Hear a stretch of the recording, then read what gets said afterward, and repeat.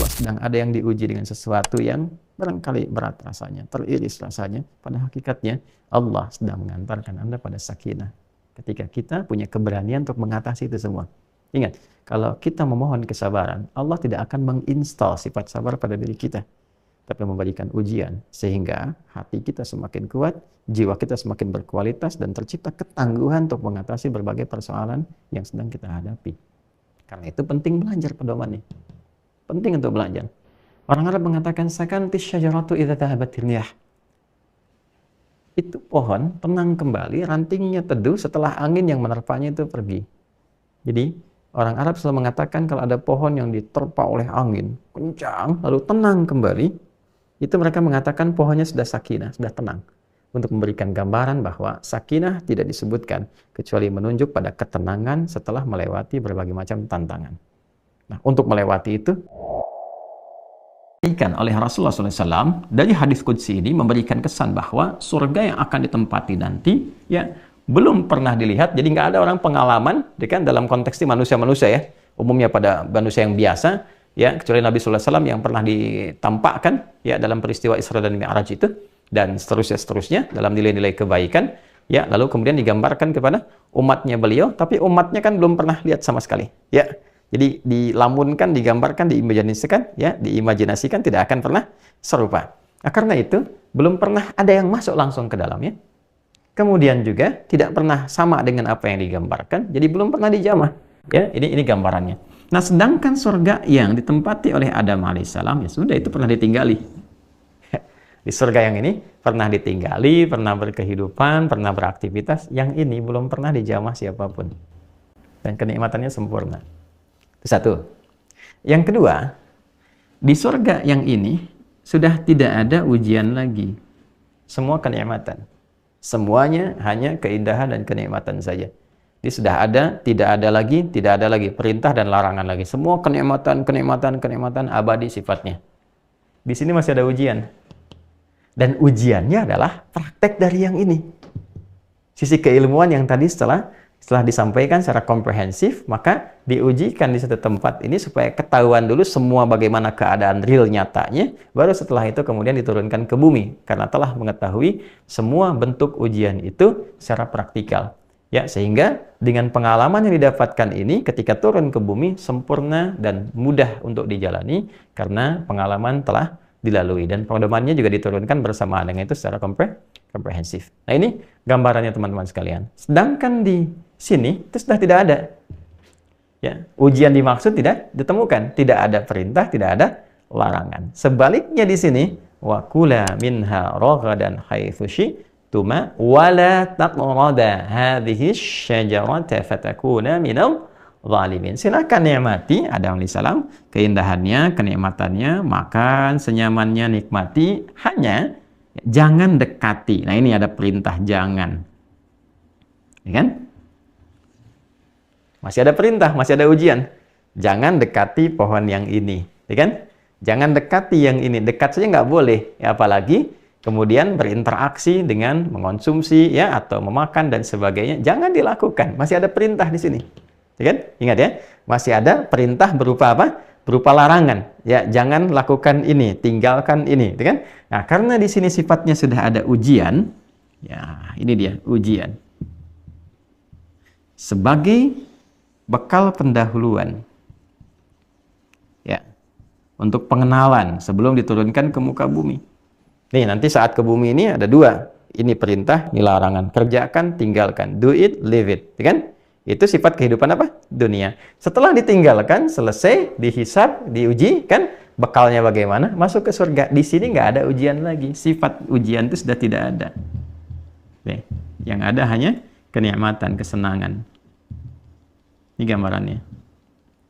Nah, maka kita ingin tunjukkan bahwa yang ini saya tekankan, di jannah yang dimaksudkan di sini adalah jannah yang ditujukan untuk melatih Adam alaihissalam beserta pasangan beliau Hawa alaihissalam, ayah dan ibunda kita tercinta, untuk melatih pemahaman dan praktikal pengetahuan mereka setelah ditampakkan ya secara komprehensif, sehingga dengan latihan ini mendapatkan pendahuluan dari misi yang akan dibawa ke muka bumi sehingga paham apa yang harus dilakukan, tantangannya apa, ujiannya bagaimana, pedomannya seperti apa. Kalau benar meneruskannya seperti apa, kalau ada potensi salah kembalinya bagaimana. Setelah sempurna ini semua disampaikan, barulah kemudian tugas untuk turun ke bumi itu dimulai. Jelas sampai sini ya? Nah, ini yang kalau seringkali ditanyakan apakah sama surga yang ditempati Adam alaihissalam dengan Hawa alaihissalam dengan apa yang akan kita tempati insya Allah saat kembali kepada Allah. Demikian jawaban yang dimaksudkan. Kemudian lanjutnya teman-teman sekalian, ini yang menarik nih. Sekaligus juga menjadi fitrah kehidupan. Apa isyarat yang bisa ditangkap dari ini? Ya, kalau tadi kita temukan untuk mencapai kesuksesan dalam beraktivitas di dunia ini, di bumi ini, mau yang terkait dengan tinjauan spiritual ataupun pekerjaan-pekerjaan umumnya, ya, secara sosial dan sebagainya, maka ada basic pengetahuan, ada dinamikanya, ada ujinya, ada antinya. Plus, kalau kita ingin sukses, jangan langsung terjun. Maka, lakukan dulu training terbatas untuk pendahuluan. Nah, dan ini pun sudah menjadi fitrah yang dikodifikasikan. Di lembaga profesional manapun, kalau ingin terjun ke lapangan, itu selalu ada trainingnya tuh. Bahkan di perkuliahan demikian kan? Dulu ada KKN ya, kuliah kerja nyata kan? Ya, sebelum berangkat kan, mengabdi ke masyarakat, sebelum dapat ijazah, yang diperkenankan kan diuji dulu. Di antara paketnya adalah mengabdi tuh. Ya, ada kerja lapangan, ada pengabdian. Supaya apa? Ada pendahuluan. Calon-calon dokter kan nggak langsung ke rumah sakit, magang dulu, kan? Lihat dulu, pelajari dulu, sehingga apa? Akumulasi pengetahuan yang telah dipelajari di kelas, di kampusnya, di ruangan itu, dan kemudian diujikan dalam ujian-ujian lisankah, tertuliskah, bisa mendapatkan ujian pendahuluan sebelum dipraktekkan secara langsung di masyarakat. Demikian juga aspek-aspek yang lain. Baik di perusahaan, di pabrik, dimanapun, itu umumnya ada ini. Nah, dan ini adalah bagian fitrah dari kehidupan. Ini sudah ada contohnya. Sebelum Adam diturunkan ke muka bumi, ditunjukkan dulu. Nah, iblis yang tadinya hanya diliputi oleh kesombongan dirinya, keangkuhannya, ternyata nanti menjadi antitesa dari tugas dan misinya Adam. Menjelma dia menjadi satu makhluk, sosok yang sangat bukan hanya sekedar menyeramkan dari was-wasnya, tapi juga bisa membahayakan, musuh yang sangat nyata. Gitu kan? Nah, bagaimana kemudian itu turun ke muka bumi? Jelmaannya menjadi apa? Seperti apa mesti diantisipasi? Nah, itu ditunjukkan pelajarannya di sini, di jannah ini. Ya, ini ada perintah, ini ada larangan. Kalau sukses menjalani perintah dan sukses menjauhi larangan, maka apa yang didapatkan? Ini kenikmatan, keindahan, kedamaian. Dan ini konsep dasar kehidupan di dunia. Jadi kalau kita ingin membangun kehidupan yang surgawi sesuai dengan tema kita, ya, kalau ingin mendapatkan kehidupan di dunia yang sifatnya surgawi, jadi konteks kenikmatan dunia itu, konteks kehidupan, walaupun kita membawa misi, ya, konsep dasarnya itu keindahan, kesenangan, ketenangan, itu konsep dasarnya. Karena itu kalau kita masuk ke ayat 38, ini kan masih ayat 35 ya. Kalau sudah masuk ke ayat 38, itu jelas Allah sampaikan. Qul ihbitu minha jami'a, fa imma ya'tiyannakum minni huda. Faman tabi'a hudaya fala khaufun 'alaihim wa la hum yahzanun. Sekarang Adam, Hawa, kan misi dimulai, turun kalian semua ke bumi. Bersamaan dengan turun itu, aku turunkan juga pedoman berkehidupan. Kalau pedoman ini diikuti, maka aku jamin, kata Allah, fala khaufun 'alaihim wa lahum yahzanun. Semua misi kehidupan di bumi, apapun itu yang dijalani, dalam konteks beribadah, dalam konteks bersosial, konteks berinteraksi dalam kehidupan secara universal, fala khaufun 'alaihim wa lahum yahzanun. Maka semua yang dijalani itu lekat dengan ketenangan. La khauf, nggak ada kegelisahan. Walaupun ada ujian gelisah, tapi karena tingginya, ya, akses yang dia dapatkan dari pedoman yang Allah turunkan, ilmunya dia punya. Di rumah tangga bukan nggak ada masalah, tapi dia sudah dapat ilmunya, cara menyelesaikan ini seperti ini. Sehingga ketika masalahnya datang, dia sudah paham cara menyelesaikannya. Ya, dia punya solusi sebelum problemnya muncul. Nah, itu gambarannya. Tadi ilmu ke sini. Makanya nggak ada apapun kegiatan di bumi itu yang terpisah dari pengetahuan, nggak ada. Ya, mau di rumah tangga, mau ke pribadi. Kenapa orang tidak stres? Karena tahu ilmu untuk menenangkan jiwa. Karena tahu ilmu mengatasi stres, dia tidak stres. Bukan berarti tidak ada ujian stres. Tapi ujian itu menjadi kecil tatkala orang tahu solusinya. Itu gambarannya. Jadi ini konstruksi berpikir yang cukup lengkap, bagaimana diberikan, diinstalkan, disiapkan, diujikan, sampai dipraktekkan. Gitu ya. Nah, kembali ke sini. Karena konsep dasarnya adalah ketenangan, walahum yahzanun, ya kan? Dan kesenangan, tidak sedikit senang. Di konsep dasarnya, apapun yang kita jalani dalam kehidupan di muka bumi ini, jalanlah dengan kesenangan, ya, kenyamanan. Orang senang itu kan nikmat. Ya, apapun yang mau diraih, nggak harus diartikan dengan kekayaan, kedudukan. Toh ada orang biasa-biasa hidupnya bahagia, karena paham cara menjalani kehidupan. Itu intinya. Ya, bukan harus melulu harta, bukan harus melulu kedudukan. Paham. Ketika paham tentang kebahagiaan, maka dia memilih jalan yang meringankan untuk ditempuh dalam perjalanan misi ini. Pada akhirnya kan yang abadi akhirat. Supaya nggak punya beban. Orang pintar itu kan nggak menumpukan beban, gitu kan? Ya, itu gambaran singkatnya. Ya, dikembali ke sini. Kalau kita ingin membangun kehidupan yang surgawi, sepanjang ada di bumi ini, kita bisa turunkan konsep dasar ini, jannah di sini. Ya, apa yang harus dilakukan? Satu, isi dengan ilmu. Bukankah Adam alaihissalam sebelum ditempatkan di jannah ini, telah Allah install pengetahuan? Isi ilmunya. Apa yang mau dikerjakan sekarang? Passionnya apa? Bakatnya? Pasti potensinya banyak. Ya, harus punya jalan hidup. Apa yang mau dipilih nih dalam menjalani kehidupan di bumi ini? Ya, apakah memilih lewat jalur pengetahuan, jadi dosen, jadi guru, jadi ustadz, kiai, dan seterusnya? Apakah memilih dengan harta benda, jadi pebisnis, pedagang? Ya, apakah memilih dengan kedudukan? Ya, jadi dari mulai yang paling dasar, RT, RW, kemudian ke atas sampai jadi presiden misalnya, ya kan? Atau memilih dengan tenaga. Ya, simpel saja, yang penting saya jalani kehidupan, saya bahagia, saya meninggal, husnul khatimah. Ya, apa yang mau disiapkan? Apapun yang akan dijalani, maka tidak akan terlepas dari ilmu. Ilmunya apa? Anda pilih, saya pengen jadi ahli tafsir. Udah belajar, siapkan dari sekarang. Konsisten itu sampai dengan wafat. Saya ingin menjadi ibu rumah tangga. Ada ilmunya juga. Turunkan ilmunya. Keluarkan pedomannya. Apa di Quran, apa di hadis, bagaimana prakteknya. Setelah komplit semua, pelajari, prakteknya dijalani. Dan itu yang dijanjikan akan diraih. Ya, akan diraih. Nah, kemudian selanjutnya setelah itu apa? Disadari bahwa setiap tahapan ini akan ada tantangan. Ini poinnya. Jadi kalau seseorang menjalani kehidupan di bumi, tidak ingin ada ujian, tidak ingin ada tantangan, itu mustahil. Mustahil. Bersamaan dia hidup, bersamaan itu pula dia akan diuji. Karena ujian datang untuk meningkatkan kualitas hidup, bukan ingin membebani. Ilmu itu kalau nggak diuji, nggak akan pernah naik kelas. Gitu. Ilmu kalau nggak diuji, nggak akan kelihatan kualitas. Karena itu datang ujian untuk meningkatkan kualitas pengetahuan dan menaikkan derajat. Naik kelas 1 ke kelas 2, kelas 3, kelas 4. Kan bahasa paling gampang orang sekarang, Allah sedang ingin menaikkan kelasmu, gitu kan? Ya. Tapi itu fitrah berkehidupan. Karena itu ketika ditarik ke pemahaman ini, sudah kita memilih sesuatu, basicnya ada ilmu dan sudah siap dengan ujian. Ilmu yang kita siapkan itu sekaligus juga ilmu yang disertakan untuk mengatasi berbagai macam ujian yang akan dilalui. Dinamika tadi dipahami. Ada yang akan meningkatkan kualitas, ada yang menguji supaya kita konsisten dalam kebaikan. Ingat, kita itu tidak dituntut untuk bisa meraih hasil. Yang dituntut itu adalah keberanian untuk berikhtiar mengatasi berbagai ujian yang dijalani. Hasil serahkan kepada Allah. Karena itu kita punya ikhtiar dan tawakal. Hasil itu kan masa depan. Ikhtiar itu sekarang akan kita lakukan. Kita nggak bisa menatap masa depan dalam arti menentukan, ya kan? Mengetahui hasil masa depan itu terserah Allah. Karena ilmunya kan ilmu Allah masa depan itu. Masa kini itu yang kita lalui. Nah, masa kini itu babnya ikhtiar. Masa depan itu tawakal. Kita tidak dituntut untuk menentukan masa depan. Tapi kita dituntut untuk merencanakan apa yang akan kita alami di masa depan itu. Rencanakan dari sekarang. Itulah ikhtiar. Hasilnya biarkan Allah yang menentukan, yang menilai dari apa yang kita ikhtiarkan. Jadi yang penting kita munculkan, bukan memikirkan hasil. Kalau begitu nanti pusing. Capek terus. Saya kerja nih untuk mendapatkan sekian. Begitu nggak dapat, capek, lelah, kecewa. Ya kan? Saya belajar supaya dapat ranking begini, supaya masuk begini. Begitu nggak masuk di kampus yang diinginkan, kecewa, stres, marah. Ya kan? Dan dia tidak sadar sesungguhnya dengan apa yang telah ia ikhtiarkan, bimbel sana, sini belajar, ternyata Allah ingin akumulasikan pengetahuan sehingga dia ditempatkan di kampus yang lebih baik dari apa yang pernah dia pilih. Ya.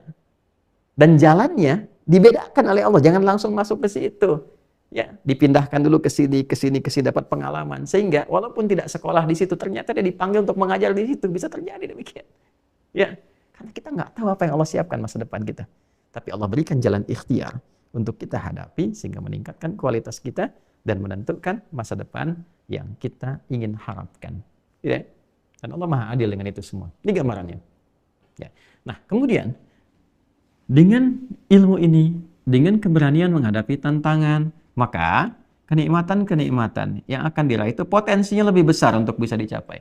Gitu. Jadi ilmu itu dihadirkan untuk memperbesar potensi dari apa yang kita harapkan. Lihat ya. Selanjutnya, ini yang paling penting. Pada akhirnya, semua jenis kenikmatan, keindahan itu puncaknya adalah pada pembuka di ayat ini. Ayat 35. Wa qulna ya adamuskun. Uskun. Ini, uskun. Uskun itu fi'il amr, kata perintah. Sifatnya disebut sakinah. Sakinah. Dari kata sakana yaskunu. Ya. Sakana yaskunu, bahwa sakinun. Kemudian sifatnya disebut dengan sukun. Karakternya disebut dengan sakinah.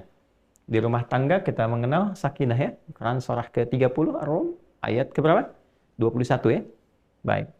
Wa min ayatihi an khalaqa lakum min anfusikum azwaja litaskunu ilaiha. Ya kan? Sakinah.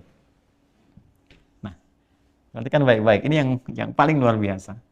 Nabi Adam alaihissalam, ketika Allah tempatkan kemudian di jannah ini, pertama Allah terangkan dulu kepada Adam alaihissalam tentang hakikat dari jannah itu sendiri, yaitu puncak keindahan dan kenikmatan. Pada akhirnya segala kenikmatan dan keindahan itu muaranya adalah pada sifat sakinah, ketenangan, kedamaian. Jadi esensi dari keindahan dan kenikmatan itu ketika mendapatkan kedamaian, ketenangan. Anda kaya, tapi tidak tenang, maka kekayaan itu rasanya agak sulit untuk dinikmati. Silakan, saya sering ujikan kadang-kadang untuk dipilih, kaya tapi gelisah, atau miskin tapi tenang. Ya. Biasanya jawaban awal bingung karena saya katakan nggak ada pilihan ketiga. Tapi rata-rata orang memaksa, kaya dan tenang. Ya. Karena kekayaan tanpa ketenangan, ya itu ibarat pohon tanpa buah. Ya, terlihat seperti bagus, indah, tapi tidak ada yang dinikmati. Baik ya. Demikian pula kedudukan. Kedudukan yang tidak mendamaikan. Punya kedudukan, tapi nggak pernah melahirkan kedamaian. Ya, ribut, perselisihan, ya pertentangan macam-macam. Nggak ada kenikmatan di dalamnya. Demikian pengetahuan. Pengetahuan yang tidak mencerahkan dan mendamaikan. Maka pengetahuan dipakai hanya untuk apa? Hanya untuk saling bertentangan. Ya, kadang-kadang dipakai untuk menipu, kadang-kadang digunakan untuk menghujat, digunakan untuk membenturkan. Nggak ada ketenangan. Karena itu yang didambakan oleh orang semuka bumi itu kedamaian, peace. Kan? Kedamaian. Betapa banyak orang menginisiasi hadir ini untuk damai, bikin lembaga untuk damai, bikin asosiasi untuk menciptakan kedamaian. Bahkan PBB dibuat untuk apa? Misinya perdamaian dunia. Quran cuma turunkan satu kata, uskun anta. Udah damai deh. Kan? Damai, yang tenang, yang baik.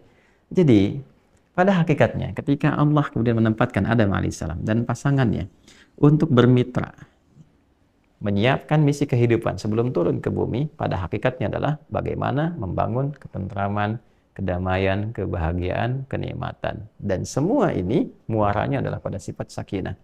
Karena itulah, ya, kehidupan surgawi terkecil itu miniaturnya ditarik ke dalam kehidupan rumah tangga. Ini yang sering kita katakan baiti jannati. Rumahku, surgaku, karena berharap mendapat percikan kedamaian seperti Adam mendapatkan sakinah di dalamnya, seperti Hawa mendapatkan sakinah di dalamnya. Karena itulah ketika ditarik ke dalam nuansa rumah tangga muncul ayatnya litaskunu ilaiha. Tapi sekali lagi, sakinah ini muncul setelah apa? Ilmu dan ujian. Karena itulah dalam bahasa Arab pisau disebut dengan sikin namanya. Kenapa sikin? Karena setelah dibelah-belah, potong-potong-potong, baru jadi kue yang enak. Baru jadi sayur yang lezat. Baru jadi hidangan yang bisa dinikmati. Jadi, terkadang banyak kenikmatan itu bisa dihasilkan setelah melalui masa tempaan yang tidak ringan. Kadang terpotong, kadang diiris, kadang lelah, kadang capek, kadang hujatan, kadang-kadang celaan. Tapi kalau kita paham ilmunya, ternyata semua itu ditujukan kepada kita untuk membentuk ketangguhan dalam diri, sehingga ke depan air mata itu tidak ada yang keluar lagi. Kepekaan itu sudah begitu kuat sehingga berbagai ujian-ujian pun sudah menjadi kecil ketika ditempatkan pada diri kita. Itu poinnya. Jadi berbahagialah Kalau sedang ada yang diuji dengan sesuatu yang barangkali berat rasanya, teriris rasanya, pada hakikatnya Allah sedang mengantarkan Anda pada sakinah. Ketika kita punya keberanian untuk mengatasi itu semua. Ingat, kalau kita memohon kesabaran, Allah tidak akan menginstal sifat sabar pada diri kita, tapi memberikan ujian sehingga hati kita semakin kuat, jiwa kita semakin berkualitas, dan tercipta ketangguhan untuk mengatasi berbagai persoalan yang sedang kita hadapi. Karena itu penting belajar pedoman nih. Penting untuk belajar. Orang Arab mengatakan sakantis syajaratu idza dhahabatir riyah. Itu pohon tenang kembali, rantingnya teduh setelah angin yang menerpanya itu pergi. Jadi orang Arab selalu mengatakan kalau ada pohon yang diterpa oleh angin kencang lalu tenang kembali, itu mereka mengatakan pohonnya sudah sakinah, sudah tenang. Untuk memberikan gambaran bahwa sakinah tidak disebutkan kecuali menunjuk pada ketenangan setelah melewati berbagai macam tantangan. Nah, untuk melewati itu butuh ilmu. Dan ilmu itu meringankan setiap tantangan yang kita hadapi. Makanya pohon yang kena angin kencang dan setelah itu dia tangguh, kuat, tenang kembali, itu lebih kuat akarnya dibandingkan dengan sebelum diterpa oleh angin. Ingat itu baik-baik. Pohon kencang, terpa, goyang, anginnya pergi, tenang, diam. Ketenangannya itu tidak sama dengan ketenangan yang awal. Karena ketenangan setelah ditempa oleh angin yang kencang itu membuat akarnya semakin kokoh. Berbahagialah orang yang semakin banyak diuji. Bukankah orang dapat S3 dari mulai SD, SMP, SMA, dengan S lagi ke atas, S1, S2, S3, sudah banyak diuji kan? Makanya ilmunya semakin kuat, logikanya semakin mantap, dan sebagainya. Kenapa? Karena telah melalui banyak ujian. Tinggal dari keilmuan itu kita luaskan babnya menjadi aspek kehidupan. Itu gambarannya. Ya, karena itulah kenapa diawali dengan waqulna, untuk menunjuk keagungan bahwa semua apa yang kita lalui itu agung di hadapan Allah. Dengan mengatasi berbagai problem kita dapat pahala. Dengan kesabaran ada pahala. Dengan doa ada pahala. Ilmu itu agung dalam Islam, diagungkan. Dan Allah menampilkan keagungan zatnya untuk menunjukkan bahwa itu berharga, bernilai di hadapan Allah Subhanahu wa Ta'ala. Karena itulah ketika kita mampu melewati semua ini, derajat kita dinaikkan melebihi malaikat. Karena malaikat itu berkhidmat tanpa ujian. Malaikat diciptakan hanya dengan ketaatan. Kita taat itu melampaui malaikat karena melewati ujian.